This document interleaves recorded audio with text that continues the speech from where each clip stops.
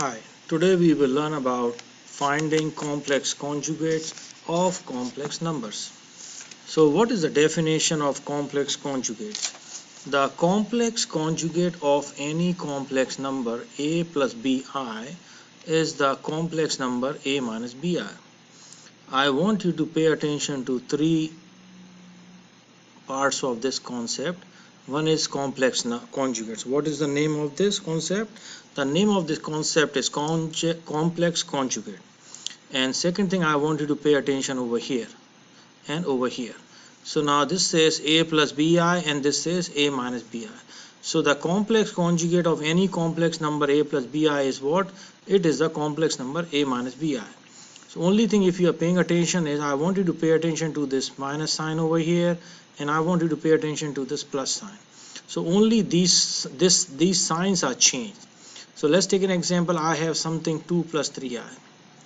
So what you will do is you will pay attention to this part. This means what? Look at the part which is having I and the sign which is in front of this. So this is a plus sign. So complex conjugate of this will be 2 and 3i will be same. Only the sign in front of I will be changed. It will change to minus I. So this is complex conjugate. Let's take another example over here. Let's take an example. I have something called 5i and it's a negative 5. That's it. So what is the complex conjugate of this? Yes, you will look for the part which I, this is the part I, or this is the imaginary part, this is a negative sign, so complex conjugate will be opposite sign, positive 5i. So let me give you one more question over here. Let's take an example. We are having radical 3. So what is the complex conjugate of this? No, you are wrong. It's not negative radical 3. The reason is this. There is no I over here. Do you see any I over here? No. So this is not an imaginary number. This is what? A real number. So it will be the same complex. It will be same radical 3. So this is something which needs to be keep in mind whenever you are working with finding complex conjugate of a complex number. So let's start over here. Question number 1 says find each complex conjugate. So now what you will pay attention to this is you will pay attention to only the part which is having I, only the imaginary part. So what is the sign in front of it? It is positive 2i. So the answer will be what? Negative 2i. Now do not change anything because this is a real number. So it will be minus 5 over here. So this is your answer for this question over here. Let's look at another problem. So give like around 5 seconds and find the answer. So when you are trying to do this, okay, let's give 5 seconds. Okay, now my question to you is this a real number or imaginary number? It is an imaginary number. Good job. And now you will look at what sign is this? Negative sign. So complex conjugate will be what? Positive 4i. Okay, so basically what I'm trying to say is you just change the sign of the imaginary number. Now in this case, let's look at this one. So this says what? 9. 9 is a real number. We don't do anything. But what about I? Imaginary number. What is the sign? Minus sign. It changes to what? Plus sign. You just keep it like this. This is your complex conjugate. So let's look at the next one over here.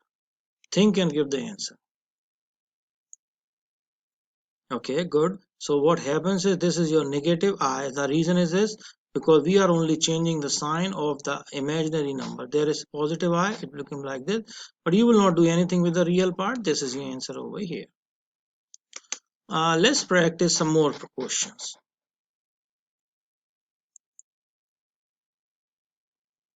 Now this says find each complex conjugate. Same question over here. Okay, so first of all you will look at the imaginary number and then whatever is the sign in front of imaginary number, you will change that number. Let's start over here. So 4i minus 6. So ask this question, which one is the imaginary number? 4i. What is the sign in front of 4i? Well, it is positive 4i. So this will be what? It will change to negative 4i. Do we do anything with a real number? No, just keep it like this. So this is your answer for this question. Okay, try number 6 on your own. Yes, you are right. This is an imaginary number and it's a negative 14. Complex conjugate will be what? Positive 14 for this. Let's see question number 7. Yes, you are right, because 4 is a real number. We don't do anything with this, but 5i is a minus sign. It will change to what? Plus sign over here. 4 plus 5i. This is the answer for this problem. Let's look at question number 8. Ask this question before you do anything. Which is a imaginary number? 6i. What is the sign in front of this? No sign means positive sign. So your answer is what? Negative 6i. Are we doing something with the real part? No, just keep it like this. So this is your answer over here. So this is the correct answer for this problem. Let's practice few more questions. Let's look at number 9. Give some time, give the answer. Yes, you got the correct answer because this is an imaginary number. Look at the sign, positive sign. No sign means positive, you change it to negative. So that will change to negative 12i. But the real part, you don't do anything, just keep it like this. This is your answer for this problem. Let's look at question number 10. This is negative 44i, and you see it's an I, is an imaginary number. So automatically it will be what? Positive 44i. Let's look at number 11. This was easy one, 9, but this sign is negative changed to positive 7i. Keep in mind what we are doing is we are only changing the sign which is in front of what? The part which is having imaginary number. What about number 12? Yes, you are right. Negative I plus 58, and this is the correct answer. Now we will go over another concept. The name of this concept is absolute value of a complex number.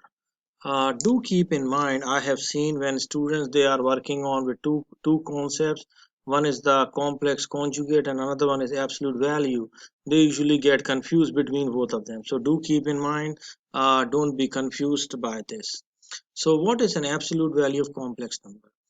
The absolute value of a complex number a plus bi is the distance from the origin to the point a and b in the complex plane and is denoted by a plus bi. Now the formula for absolute value of a plus bi is this is equal to radical a square plus b square. So now this example, if you look at this example over here, it makes it a lot more easier for you. Question is with absolute value 3 plus 4i. What happens is this is your a and that's your b. So your formula says square root of a square plus b square. So you have substituted the value of a over here plus the value of b and you have solved it. And so this 5 is the answer over here. So absolute value of a complex number in the complex number is 3 plus 4i and the answer is what? 5 over here. Please make sure to copy these notes in your binder. Now, when I was rereading this, I came to know of a new word over here. The new part over here is called complex plane. So I will be explaining to you what is a complex plane prior to going to this absolute value of complex functions. Please copy these notes in your binder. What is complex plane? A complex plane is a set of coordinate axes, x-axis and y-axis, in which the horizontal line represents real number. This means when you see a horizontal line, this one is yours. Let me change the color over here so you all can see clearly. This is yours x-axis horizontal line. This is known as what? This is used to represent real number. Okay, and the imaginary numbers are represented on what? Vertical axis. This means the y-axis. So this is your complex plane over here. This is your y-axis. So what I usually, this is called as what? This is called as imaginary axis. Imaginary axis, and this is called as real axis for real number. This is how you can keep in mind. Now look at this example over here. Now if you can see over here, this part is your imaginary axis and this is your real axis over here. So let's focus on this number 2i. This is imaginary numbers where I am having, so 2i, since this is I, it will go on the y-axis on the imaginary axis. So look over here, this is your 1, that's your 2, so this number is what? This number is your 2i over here. So let's look at another number we are using is 0 plus 0i. Now what is 0 plus 0i? First of all, this means this is on the x-axis, so I came on x-axis 0, and this is on the y-axis. The y-axis is still the same point, so this point over here is what? This point here is 0 plus 0i. Let's look at another example over here. Another example I'm taking is negative 2i. Now negative means, so first of all I means y-axis, and negative 2 will go over here. So this is yours, negative 2i. This is how we plot it on the imaginary axis. So let's proceed to the next slide.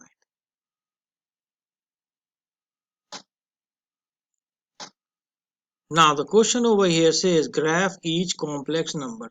I have already graphed over here, but I will again show to you how I have graphed. First number is negative 3 plus 0i. So negative 3 plus 0i means negative 3 will go on the x-axis and this will go on the imaginary axis, that's your y-axis. So let's look at negative 3, negative 1, negative 2, negative 3. And since this is 0i, this will be the point over here which I am marking, negative 3 plus 0i. So this is done, check. Now let's go to the next one. It says negative 3i. Do you see I over here? Yes. This will go on the imaginary axis, that is what's your y-axis. Imaginary axis is y-axis. Negative 3. So I will just go over here, negative 1, negative 2 and negative 3. So this is my point over here. Check. Now the next point says 4 plus 3i.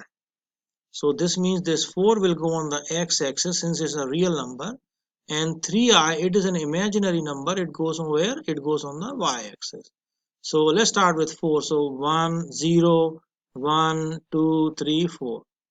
Okay, for y-axis 3 we go up. So 1, 2, 3. So this is the point over here. Okay, so this is the point. This is how we plot on the imaginary axis and real axis. So this is a real axis over here. Next one is negative 2 plus 4i. So negative 2 plus 4i, this will be the value of x. So negative 2 goes over here. On positive 4, 1, 2, 3, 4. This is the number over here where we are having negative 2 plus 4i. So this is how we graph complex numbers on a complex plane. You remember we were learning about absolute value, and absolute value says the distance of certain complex number from the origin, that's yours absolute value.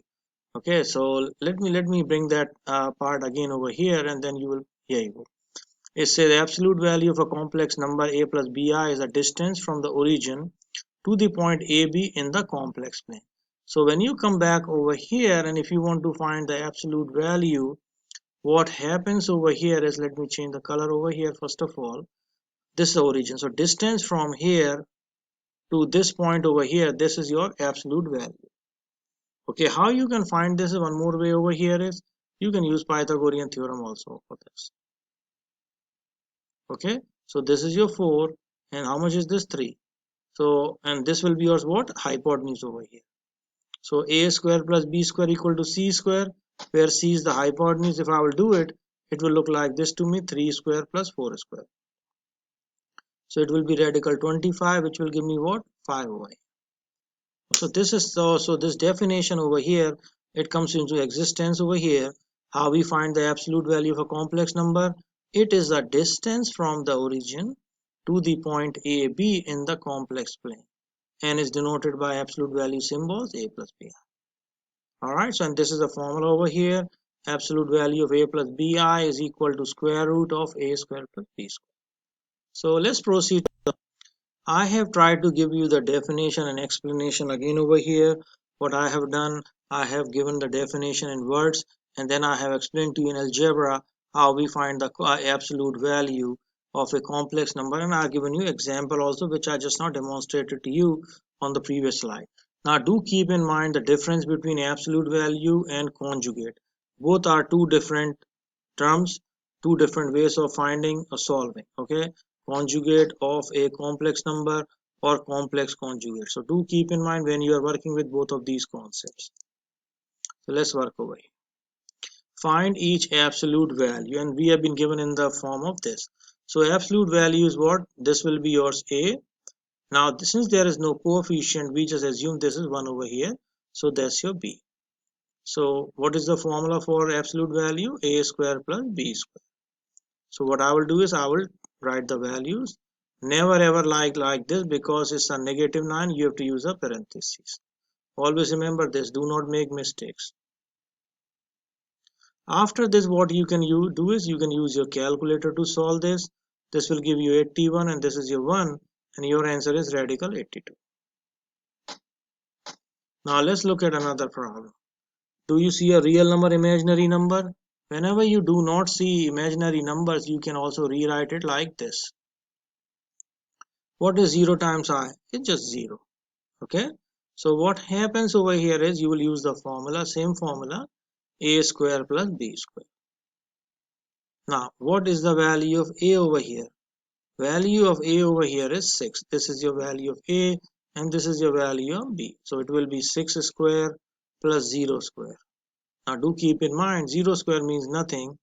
Okay, so I will not even worry about it. 6 square is what? 36. And you know it's a perfect square, answer is what? 6. So we got this is how we find the absolute value.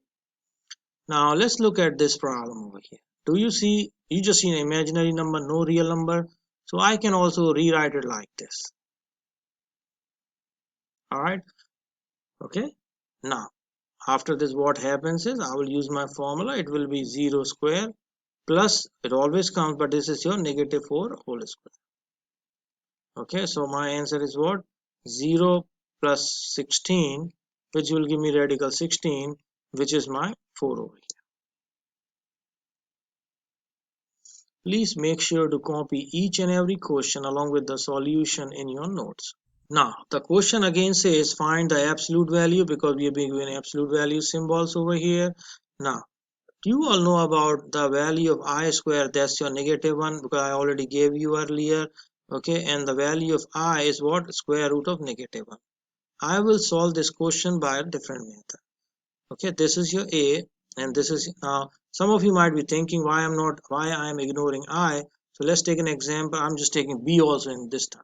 Okay, so this is yours 1 square plus negative 2I whole square.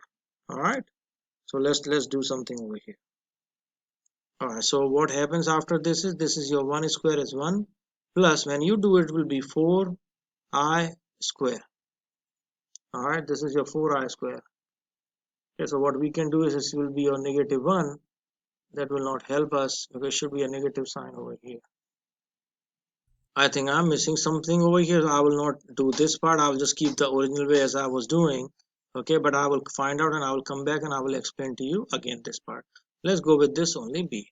So this will be yours 1 square and the value of B is what? Negative 2. So negative 2 whole square. So it gives me 1 plus 4, which gives me radical 5. So this is the absolute value of this number 4. Now when you go to number 5, you can see there is no term which is having I. Okay, so what I can do is I can rewrite it like this, negative. Now when you see something in fraction, you can change it to decimal. So negative 1/2, I know it is negative 0.5 and plus 0I. There is no I term over here. So after this what happens is, as you all know, this is your term A and this is your B. So value of B is 0. So what is our formula to find absolute value? A square plus B square. So let's write the values. Now always remember, like this you will do, and that's your 0 square. So I'm left with what? 0.25. It will be 0.25 over here. Alright, so let's try to see what will be our answer, or if in case I made a mistake over here, let's check it. Okay, so it says over here radical. Sometimes if I'm not sure, what usually I do is I'll just take a look here. I'm just writing negative sign over here, 0.5 parentheses closed and a square over here, and let's see what is the answer. It gave me 1/2, and 1/2 means what? 0.5 or 1/2. Okay, let's focus on the next part over here. Do you see any real number? No, so I'll just write 0 plus 23I. So it is your A square plus B square. So it is yours what? 23 whole square. I just don't want to solve it. I can write my answer like this. So this is the absolute value of imaginary number 23I.